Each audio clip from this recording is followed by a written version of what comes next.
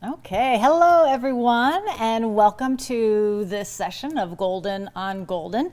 Today we're going to be talking about, how do you paint on a budget while using high quality materials? And we're going to give you a few tips. I'm Ellen Lyon. I am on the materials and applications team here at Golden.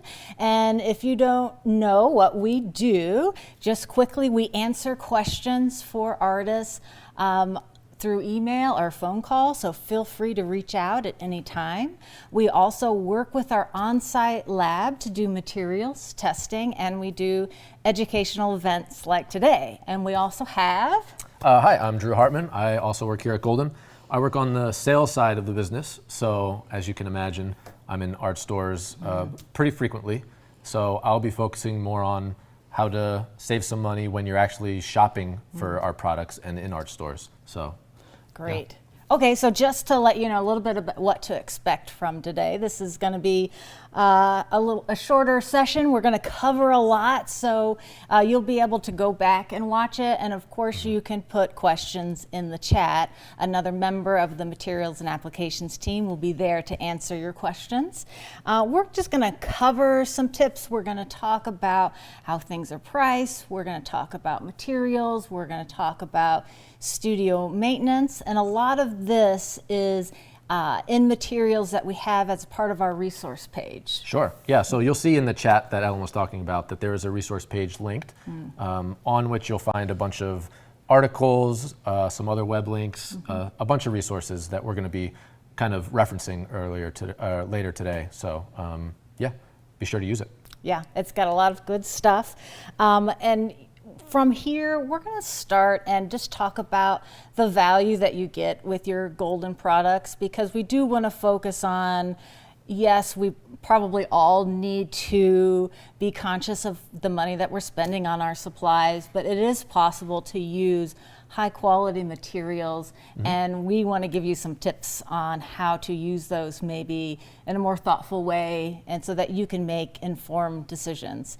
And just to kind of preface that, what you get when you're buying Golden, Drew, I think a lot of it is, okay, first off, we have a product guarantee. Right. So we know that you're investing in these products. What do you get? So if you do get a product that is damaged or has an issue, please contact us and give us a chance to kind of fix that or address that problem. So that comes with buying paint from us. Another thing is what we touched on earlier, product support.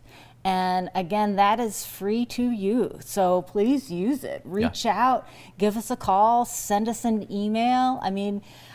We would love to just get feedback and hear from you. So use that. That comes with buying these products.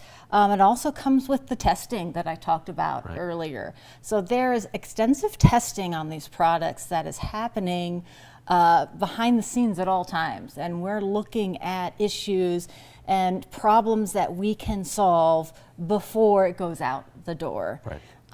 And one last thing that is huge with us is that we are really focusing on the quality of our products. So our paints have a very high pigment load. So they can go very far, and we're going to get into that a little more later. But let's talk about what you might see on the label that would help you decide on what paint you want to buy. What do you think, Drew? Sure, yeah. So I'm going to start by maybe giving a quick hint on what to look for in the store. So one thing to know is that Golden kind of makes two different products to really simplify things. We have our non-color products, which are our gels and pastes and mediums, stuff that doesn't have pigment in it, and therefore is quite a bit cheaper. And we're going to go over some of that a little bit later. And then we also have our color lines. So those all, of course, have pigment in them, which is the main determination on the pricing of our color products. So because of that, you'll see series pricing on our color lines. And series can go from 1 through 9. There are a few Series 9 colors, Oh, we've but got not an many. image here. Yeah, exactly. So if you look on your screen here, you'll see circled in red, there is a quick description on Series 1 here for our titanium white, and this is across acrylic, oil, and our watercolor line.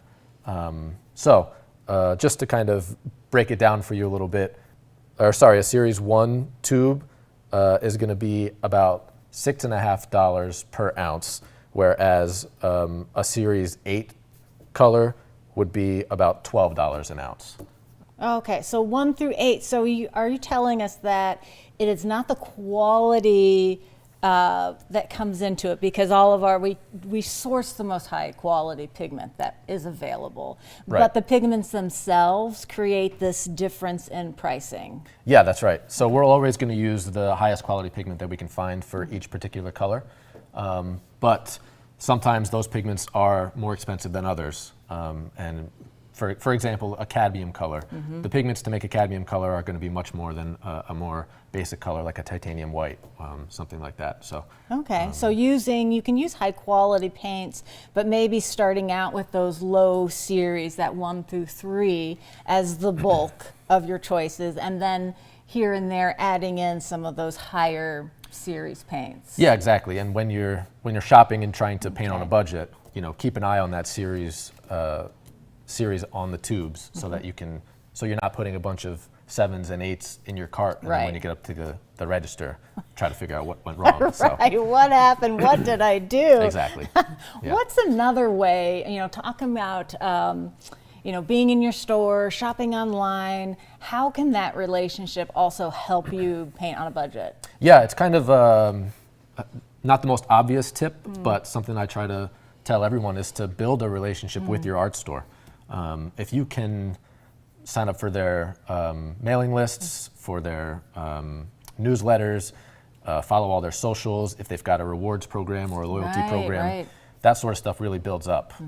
And you'll get notified when they are having big sales or promotions, which of course is going to help save you money if you can take advantage of that. If you can really stock up when they're having a big sale, Yeah. a huge benefit. Yeah, great idea. Yeah, and you'll also get notifications on when there's a special event in the store, if there's maybe an educational event where there's a workshop or a demonstration, or maybe a community day where they're doing a lot of trials for everyone. It's a great way Yeah, to... free sample. Of course, Everybody yeah, loves free a samples. free sample. Stores reach out to us all the time and ask for support in that, so Yeah. we'll send down raffle prizes and samples, so, maybe you'll go to a community event at your art store and walk away with a door prize. Ooh, that'd be great. Yeah, Everyone it's a loves nice way to that. get some free paint.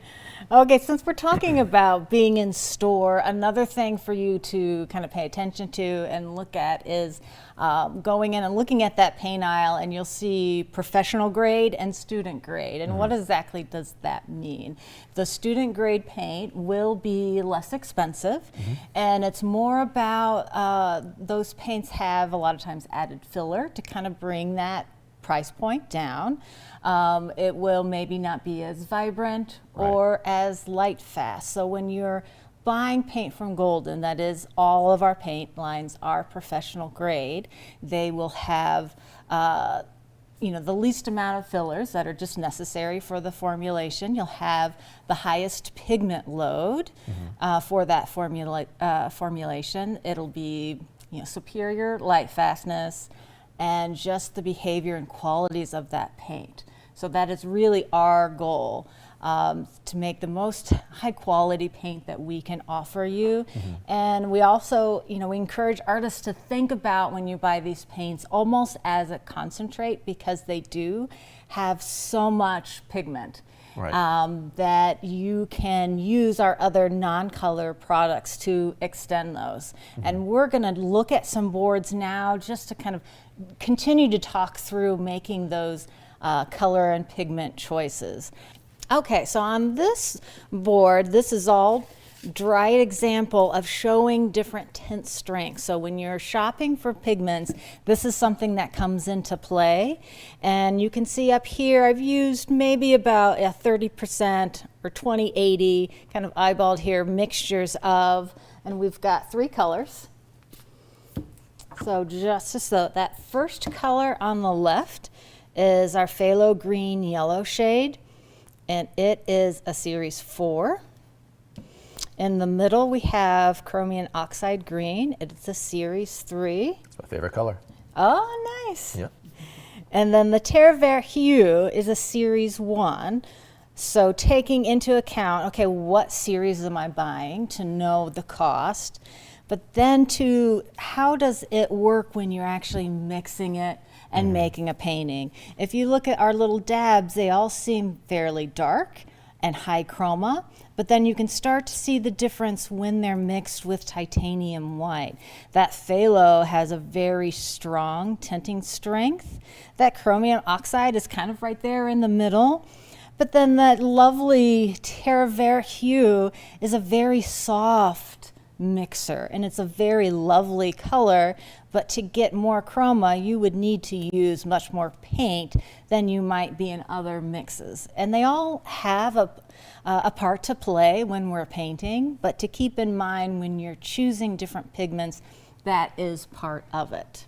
And then we've got a demo. We're actually going to be putting out some product just to give you a visual of what it means to use our non-color products to extend the paint that you buy. And our example today is going to be with acrylics, but there are ways to do this with our other paint lines, but we're going to focus on acrylics today. And let me grab our materials. I'm going to be using a palette knife today to spread this out quickly. This is all going to be kind of eyeballed amounts. Let's see, Drew, we've got a heavy gel gloss as what I'm using today. There are just a plethora of different non-color products you can use to extend. And the behavior and the look will be a little bit different.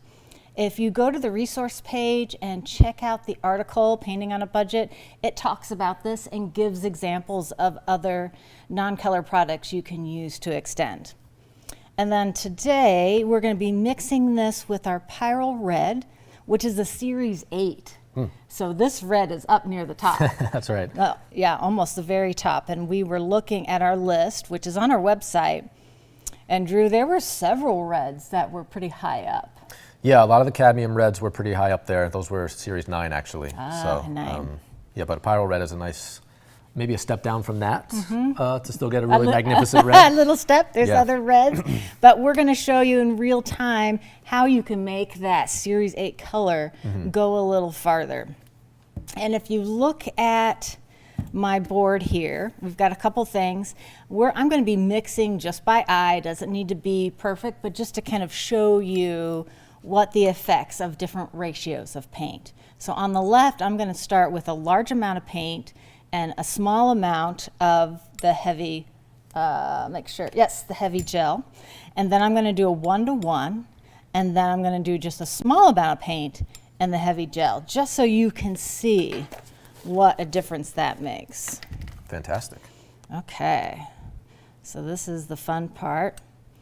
I'm going to start with just a touch of that gel, and then more of a 1-to-1 in the center. And then I'll mix it, and you can watch. The first time I saw this, Drew, I was really, really impressed. Yeah, it's definitely going to be you'll see here in a minute just how effective extending your paint this way can really be. And I don't think that I would have guessed. I am an oil painter and have been for decades. So acrylics, I'm still learning so much about acrylics and all the pluses of using them, which are many. And when I first did this test, it was just amazing. Okay, so now I'm getting out this gorgeous red. Oh, I love it. And then kind of getting just kind of an eyeball of a 1-to-1, and then smaller amount here. I'm going to put my cap on, and let's mix these together. So in this, I'm mixing just a small amount of that gel, and we're going to incorporate that. And I think right away you can see in my little mess here that added a little bulk to your paint, but it did not really change how that acts or looks or that opacity. Yeah, it really looks just like regular Pyrrole Red paint. So this is a fun thing to do in your own studio too, just to see that. Okay, so you might say, Ellen, okay, that was a lot of paint, a little bit of gel, no big deal. Let's mix that center. So now we've moved on from maybe 30% or a little less of gel. Now we're doing 1-to-1.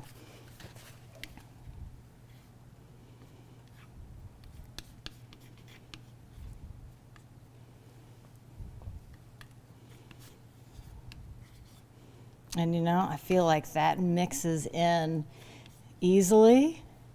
And this heavy gel is maybe a touch thicker in consistency from the heavy body paint, which is what we're using today. And I don't know about you, but I'm not seeing a huge difference between adding just a touch and then going all the way up to 50%. Yeah, agreed. Now I do have a dry board prepared so you can see what this looks like when it's dry. And I'm gonna do some thinner. One thing to keep in mind is when you're adding certain products like a clear gel that you will get added transparencies. If you were to use a paste instead, that would create more. It would be opaque. more opaque, Right. yeah, exactly, like a molding paste. Sure. Or even the extra heavy molding paste. So let's go on. My dry board, it looks much more professional, Drew, and a little I think prettier. this looks great. This looks great. But this is doing the job. Okay, let's do this last part. And this is, you know, a small amount of paint to a large amount of that gel. And I think this becomes even more apparent just how much color you are still getting with that small amount of addition of paint. Now, I was just going to say, this is, you know, you mentioned that you can kind of view some of our paints as a concentrated version, right? This is kind of a great example of that. Right, so you can see there is a bit more transparency, though you could really apply this more opaquely and have a little less of that. So just to see those differences, that is really stretching that Series 8 Pyrrole Red quite far. That's right. And you used the heavy gel gloss, which is one of those non-color products that doesn't have pigment. So you'll see in the stores just how much cheaper that is compared to paint, which, you know, is really going to save you quite a few bucks. That's right. Here, just as I promised, here is my dry board. That's a little more, that's neatly done, but shows you that application and how it looks dry.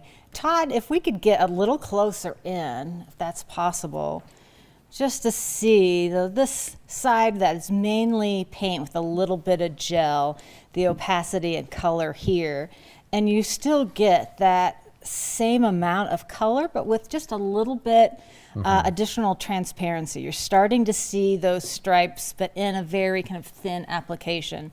If I had applied that more thickly, it would still appear as opaque in a 1-to-1. I feel like that's pretty incredible. Yeah, absolutely. And then, of course, on this third one, using a tiny bit of paint, it's still very high chroma red, applied thinly, almost more of a glaze in this instance. And you see that transparency, but just still that wonderful color. Yeah, great color. And don't forget that that was also a heavy gel gloss. So if you wanted to do this exercise with a matte product or a satin product, something to keep in mind. Oh, that's a good point. Yeah. Okay, so that is talking about extension, and that's one of a long list of very practical things that you can try.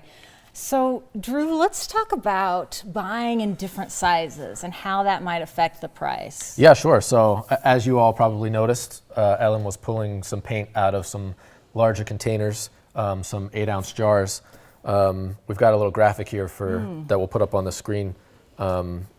Like with most products, if you buy in bulk, you'll be doing yourself quite a bit of savings. So in this example, you can see titanium white, which is a Series 1. In full price version here, buying a 2-ounce tube you're spending about $6.50 per ounce.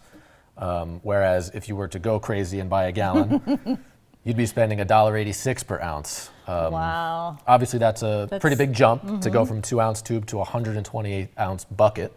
So maybe somewhere in between is a little bit more manageable. An 8-ounce or a 16-ounce, you can see the prices there. Just how big of a savings you can really make. That's going to add up pretty quick. Beyond that, using these larger sizes, you'll get a chance to recycle them, really. They make for great brush holders. You can put your dirty water in there. You can also maybe add some pre-mixed colors if you've got some colors that you're kind of making on your own or that you use a lot of.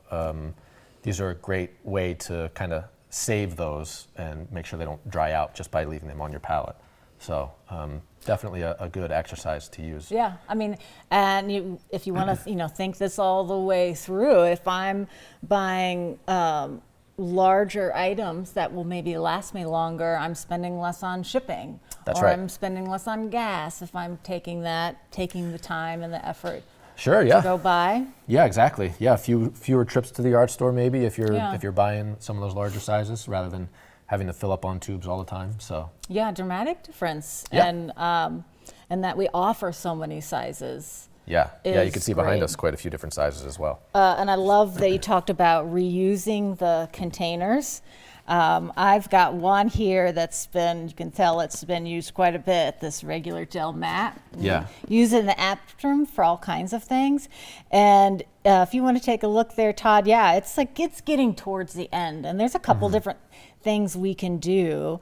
If you wanted to use a piece of saran wrap or plastic or silicone and put down over that product and try to remove as much airspace as possible, Sure.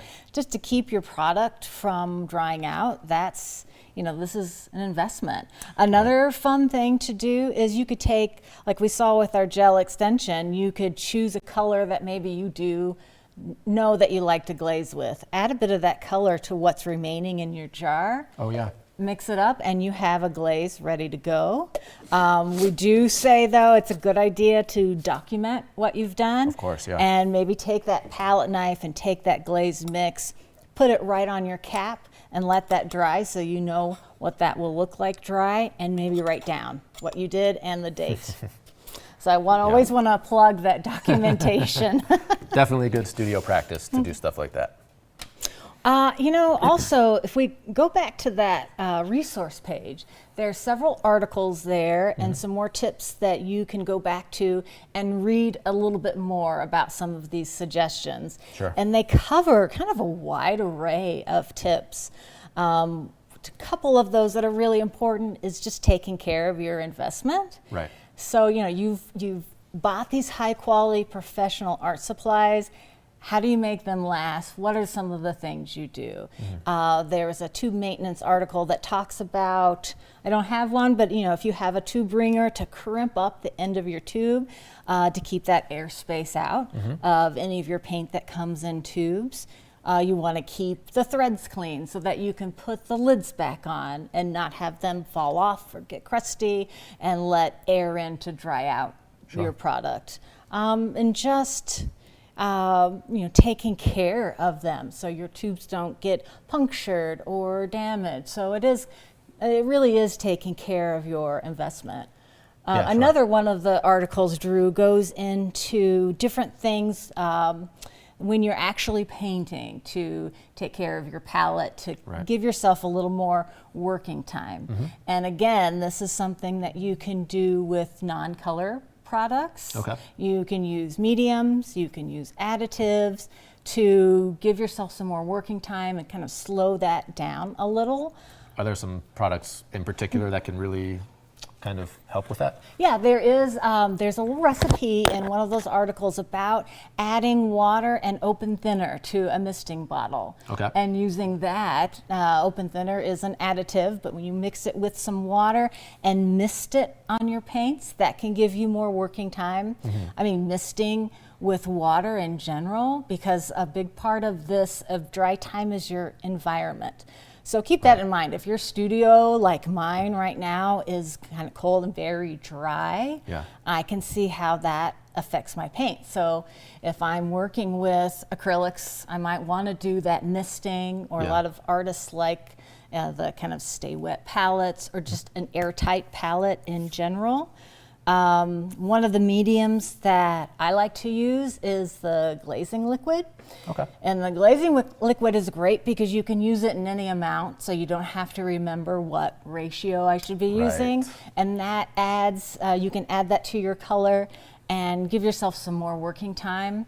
I know that some artists will actually use the glazing liquid to cover a pile of their paint on their palette to give themselves, like, I need to step away for a few minutes, and then they can come back to it and just mix it in. Great.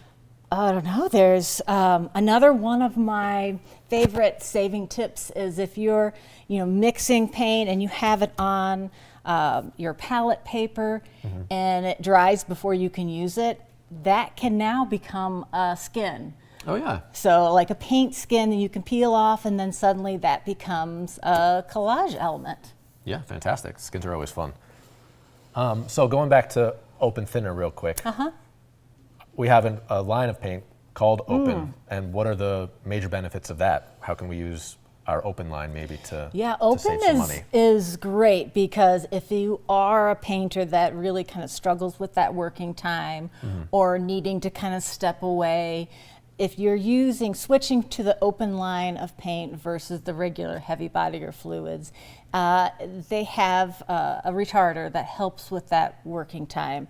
And there's resources, there's just paint articles on the website that really talk about using that specific paint line to give yourself more time.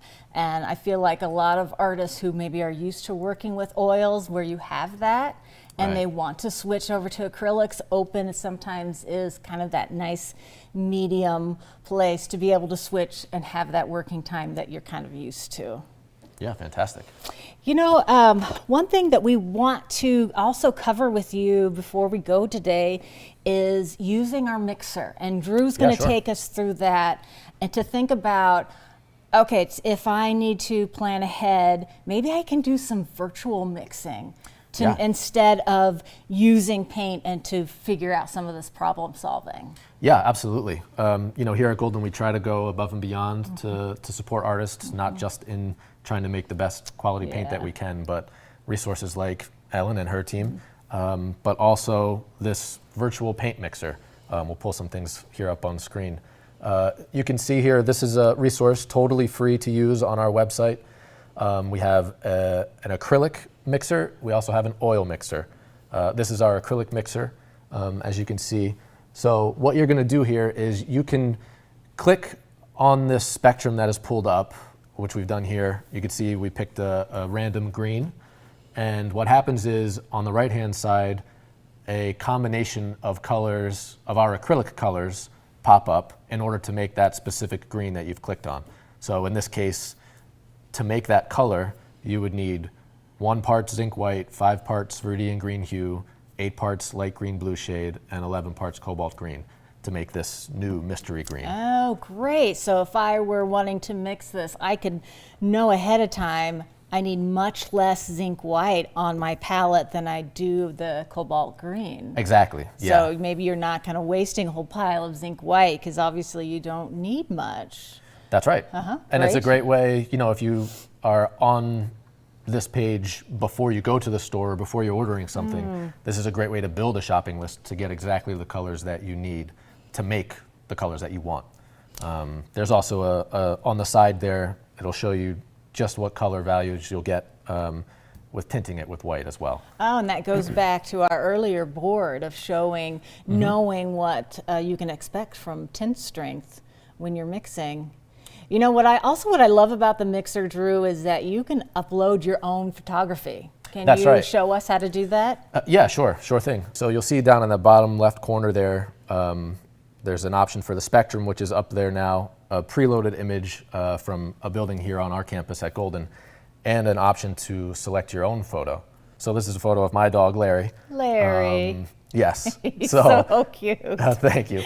If you were looking to paint that exact color of Larry's nose, you can just click right on where you're looking and hit the match button, and up will come the colors you need to make exactly that. So in this case, I'll need another 4 colors, and I can make that Larry's nose mauve, maybe? So Drew, like what if I want to paint Larry, but I don't have those exact colors that come up? I have something similar. Sure, yeah. So again, another element if you sign up for that studio assistant is you can kind of create your own palette. Great. And here's an example of that. So you can upload the colors, or sorry, you can select the colors that you already have in your studio, and the mixer will work with just those colors to create the color that you select. Great. Depending on how many colors you have, certainly it might get a little limited and a little tricky, but it'll get you close so that you can at least get a good start. And as you can imagine, when you're using this virtually, you're not actually taking paint out of the jar or the tube and trying to mix it on your palette. So it's going to save you tons of frustration, for one, probably. I know I always get frustrated when I'm mixing colors. Not my strong suit, but also you won't be wasting as much paint when you're trying to add so much to fix that color. So it's great for beginners who are learning color mixing. Sure. But also for more experienced painters who maybe find themselves with, well, I have just these tubes. Let me do just a quick search to see maybe what mixes I can expect from what I have. Sure, yeah. Instead of doing it all out on the palette. Yeah, that's right. And it's a good way to kind of have a more limited palette and have fewer colors. Maybe it's a nice way to save some money that way. And it's free. Totally free. Yeah. Yeah, This it's a is major great. benefit, so please use it. There's links to it in the resource page. It's also pretty easy to find on our website at goldenpaints.com. So. Exactly. And if you have questions about it, give us a call, send us an email.